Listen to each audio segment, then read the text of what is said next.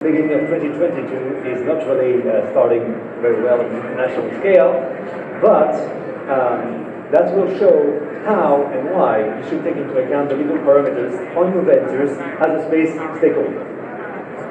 We have right now two major ongoing crises. COVID-19, even if we don't wear a mask, most of us, it's still here, and the impact on our industry is still very vivid. So very, very strong impact, especially on the contracts. If you have legal projects, if you have contract projects, launches, etc. in progress, you are impacted by COVID-19. And then the second crisis is Ukraine.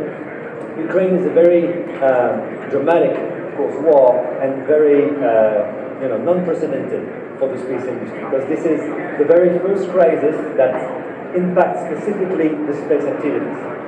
COVID-19 impacted any type of economy. So as an industry, space was impacted. The Ukrainian war has very specific sector-oriented issues for our industry that we're going to see in one moment. So regarding the COVID crisis, you guys all had, or partly had, to suffer delays, maybe some force majeure clauses were triggered. You have also shortage of supply that are still ongoing today. You have the rise of prices, you have inflation all over the world. You also had management issues. You had to implement remote working. You had to amend contract, human resources management that should be modified. You also had to cope with border controls, maybe lockdowns, so when you were exporting goods, it was delayed, etc., etc. And also, and very important for our presentation, you had a lot of governmental issues, especially related to government regulation, state of emergency, and any type of law that was adopted for this specific period. Regarding the crisis in Ukraine, and that's what is interesting in this moment, is that you have, of course, the repercussions of the COVID-19 crisis, but you have very sector-specific consequences for the space industry because of this war. The first and the very vivid example is what's going on with Soyuz right now.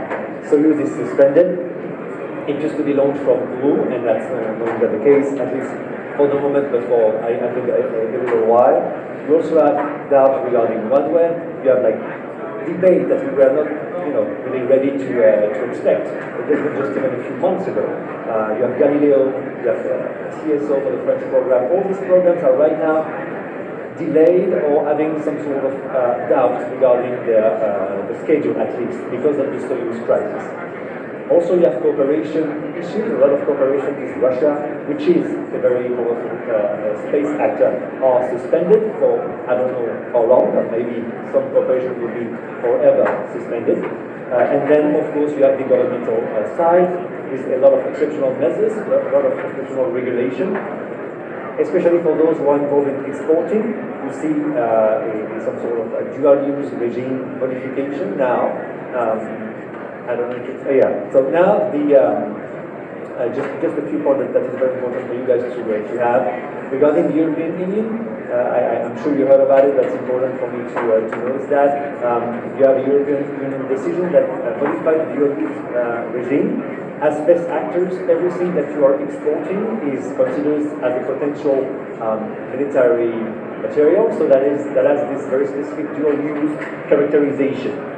Before going to Russia, you had to follow a very worldwide generic authorization regime. Now, European Union and then all the member states of the European Union, they have some sort of suspension regarding dual-use exportation. So if you guys are involved in a contract to export space goods to Russia, you are now under this what looks like an embargo. So that's a very important decision for now. Of course, there is a lot of uncertainty, and that's basically the key word of this entire topic. Uncertainty really intensifies now with COVID and now with this Ukrainian crisis. So these two parameters that looks very scary. In order for you to mitigate that, one of the most efficient ways is to master the legal parameters. The most important thing for you guys, if you want to really master, and I repeat it, this uncertainty is to at least has a grasp of what's going on your contract. So that's where you have to go if you have this type of crisis.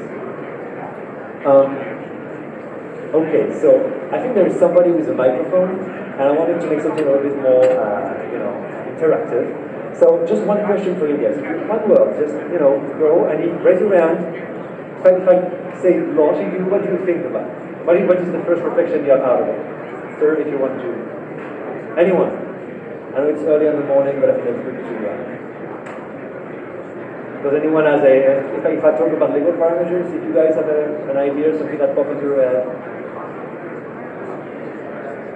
Thank you. Define a frame of work. Okay. Frame of work, scope of works, definitions. Well, it's expensive. All right. Depends. Okay, expenses, framework. Anyone else? Well, that's very interesting because we have the two sides of the coin. If I take your aspect and your proposition, you say expenses, it's expensive, it takes time, it can be a bit scary, there is uncertainty also with the legal regimes.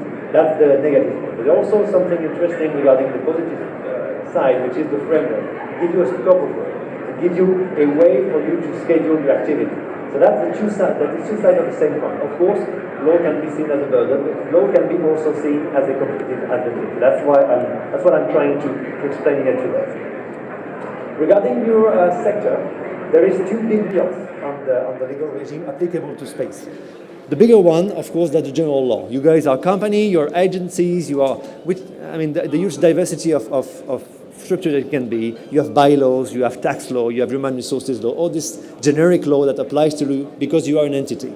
And then you have a second wheel, which is very specific to our sector, very critical because our sector is very critical. It can be strategic, it has a lot of diplomatic consequences. So that's why there is, along with this general law scope, you have this very specific sector-oriented regulation that is space law.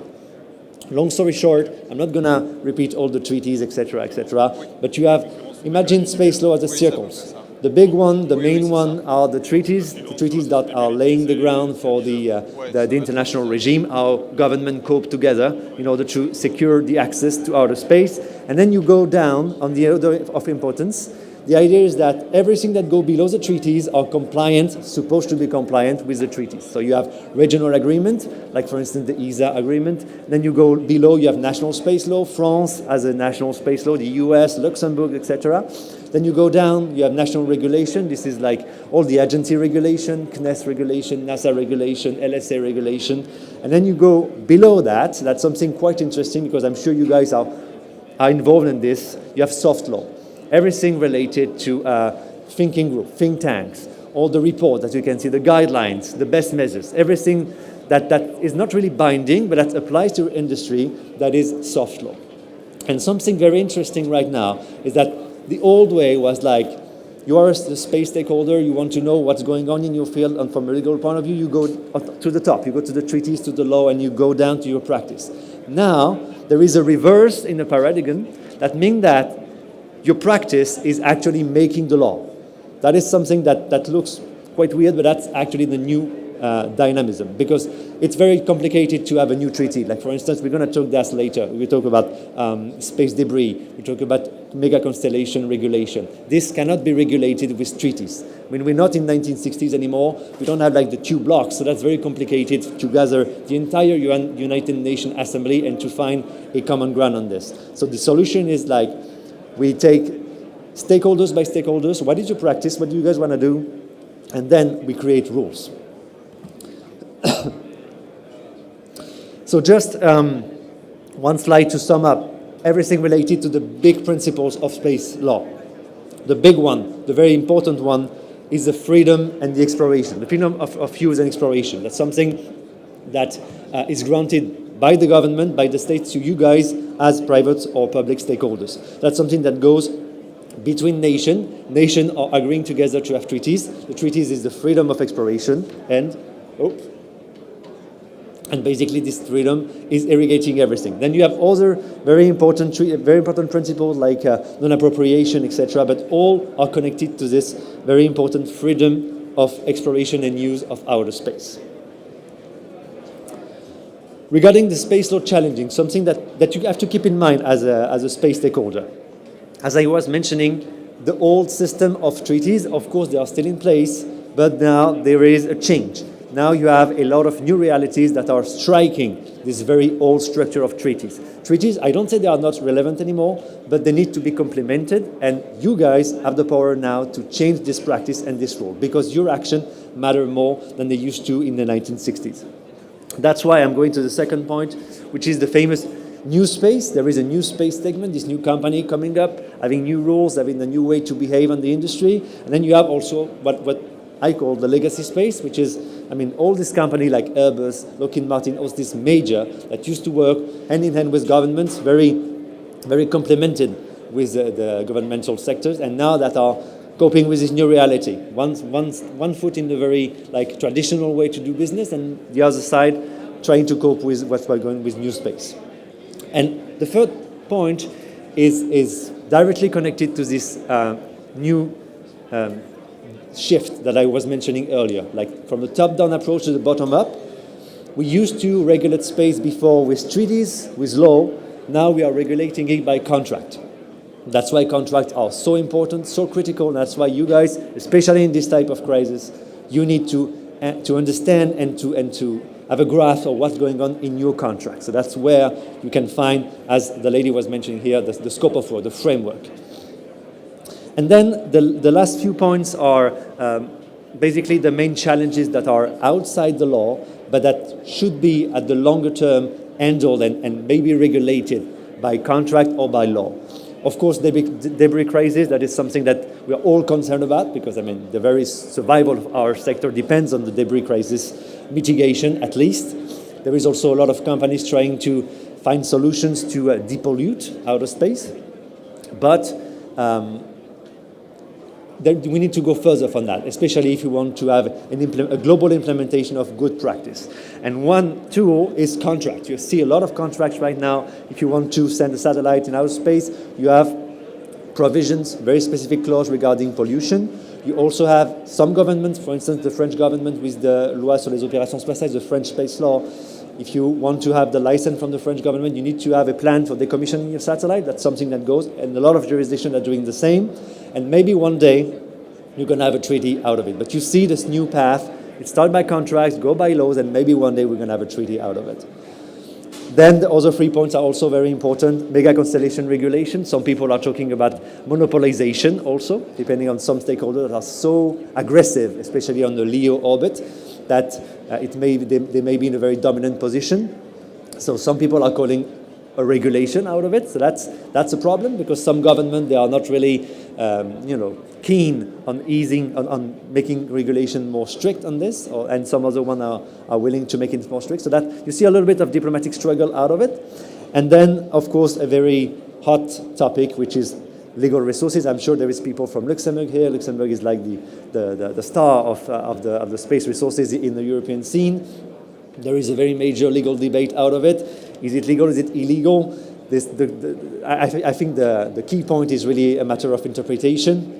How do we handle this regarding to the main principle, especially established in the 1960s? So maybe there is an evolution that could be interestingly done on this. And then the last one, especially in this time of war, very important, militarization, weaponization.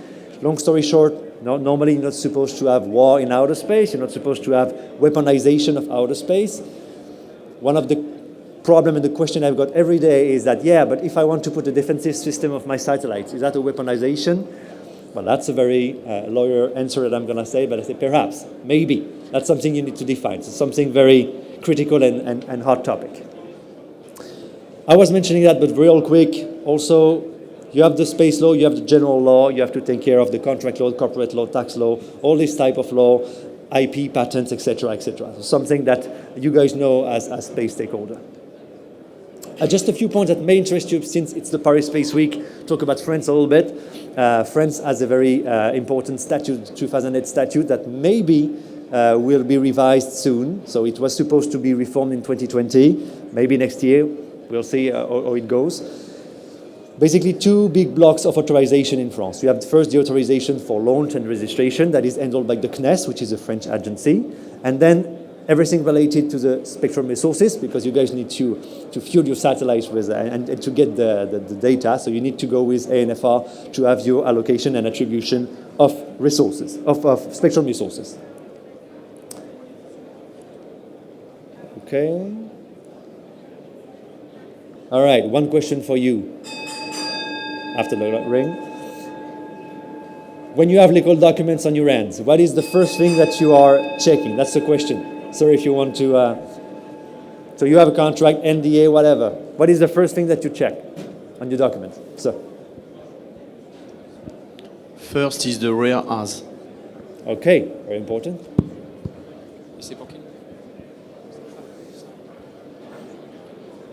What is the applicable law? All right. Anyone else? Come on, don't be shy. I'm sure you guys all have contract or at least one legal document on your end one day. NDAs, whatever. Okay. But anyway, that's interesting because we have whereas and we have the applicable law. Two parameters very important. Whereas a lot of people think that, you know, that's something very formal and we already discussed that, but you're right, sir, that's very important to check because it basically recap and sometimes even cancel what was discussed before. So if you guys had some sort of like memorandum of understanding, letter of interest, whatsoever, it's very important when you have a draft contract to analyze to know, okay, are the whereas really mirroring what was discussed before? Because sometimes there is a slight difference, or sometimes the understanding change, or sometimes you have a crisis that pop up, and then the conditions are changing. So very, very good, you're right. It's very important first to not neglecting this whereas and all these preliminary words that are not really preliminary. They are part of the contract, but they look a little bit weak, but they are actually in the core of your contract. And then, of course, sir, you were mentioning the applicable law. Very, very, very important, especially when you're a new space startup. I see a lot of new space startups. They're a little bit afraid to discuss, especially with foreign companies. They're like, yeah, but I don't want to annoy and I want to get the contract. So maybe it's some sort of very not really useful debate to have. It is very important because first, companies are, even the biggest one, they are way more okay to negotiate than you think. And second one, never sign a contract where you have no, if there is one problem and the jurisdiction is like 5,000 or 6,000 kilometers away, how can you actually defend your rights? That's something that is very important not to neglect, especially also if you have a launching project. Don't forget that the applicable law will also trigger the applicable law for your entire space project. So that's something very important to have on it. Thank you for your contribution. Basically a checklist, very quick.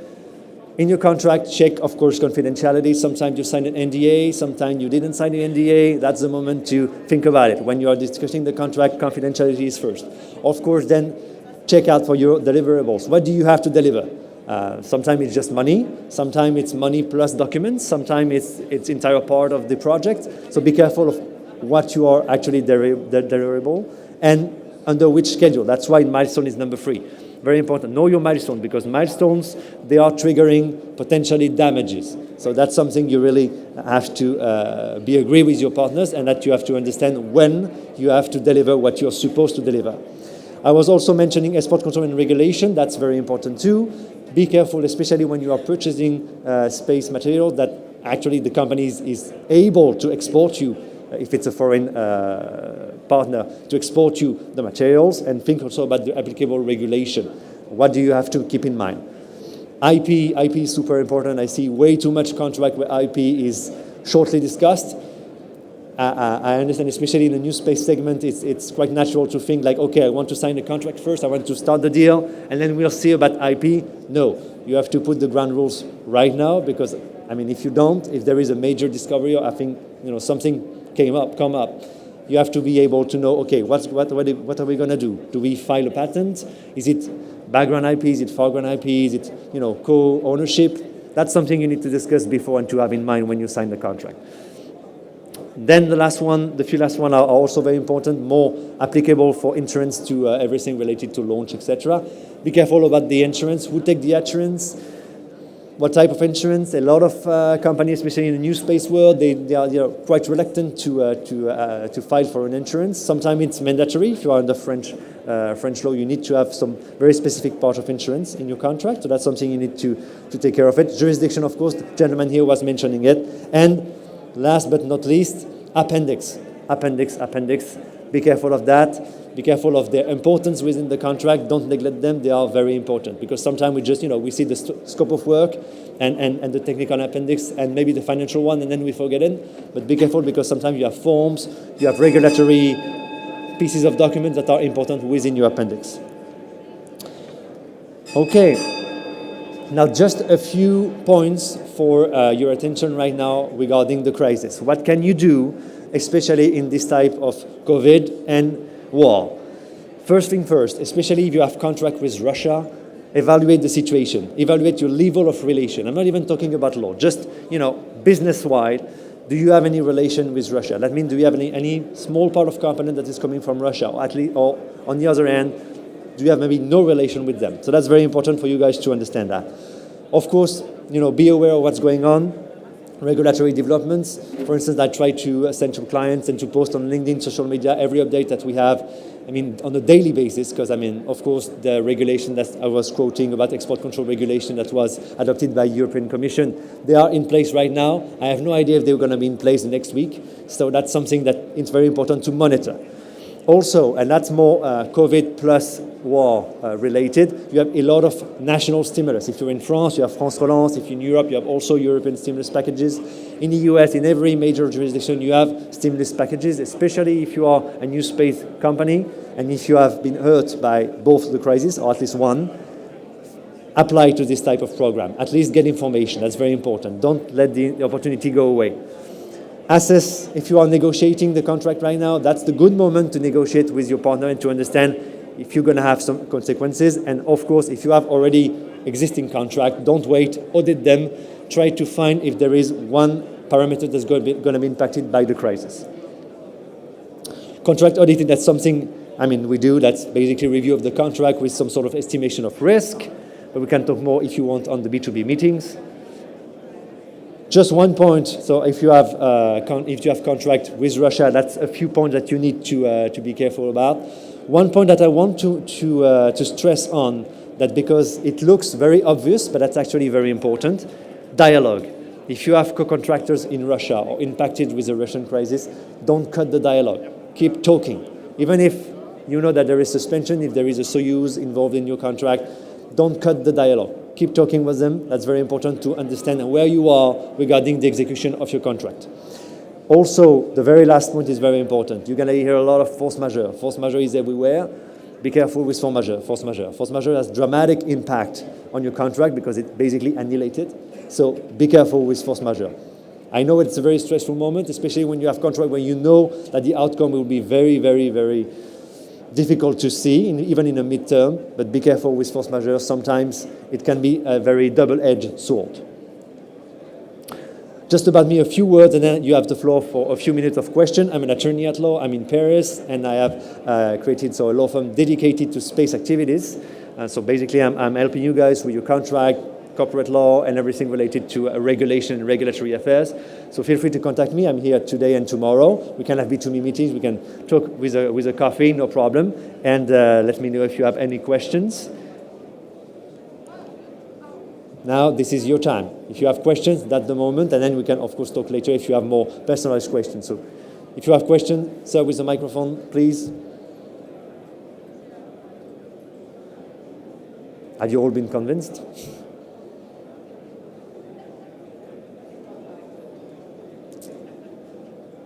Sir.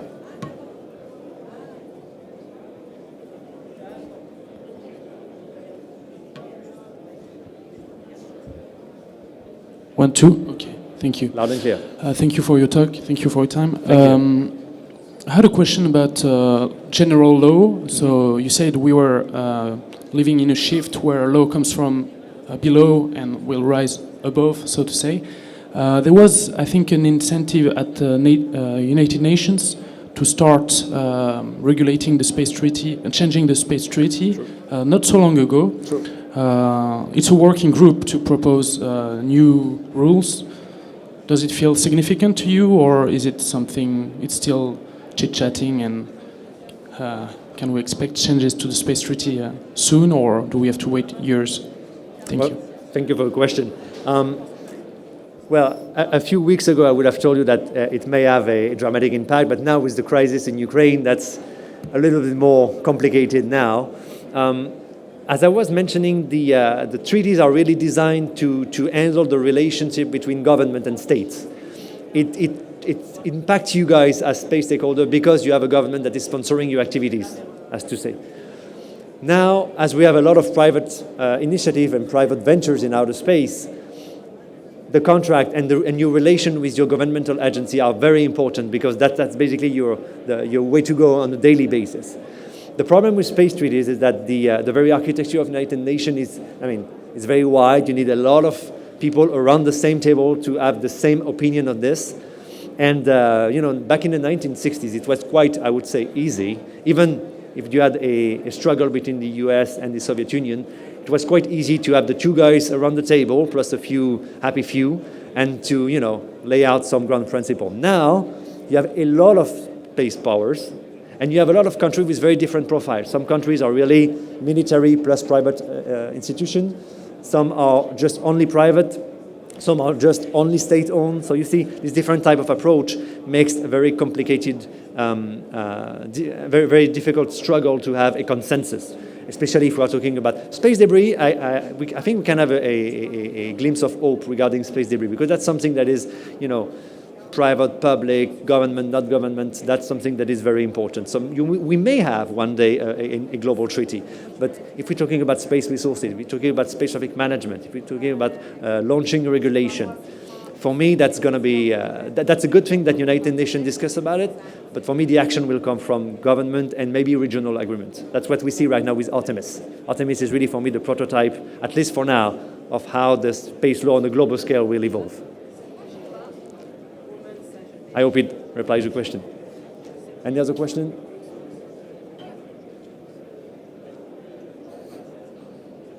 Yeah, the technique is tired after 2 years of COVID.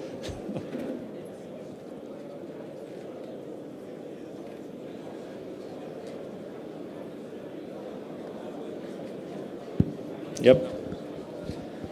Hi again. What is your view on remote sensing data, Earth observation data? There are more and more commercial operators coming up. Resolutions are going down. Can that be endangering technology for governments?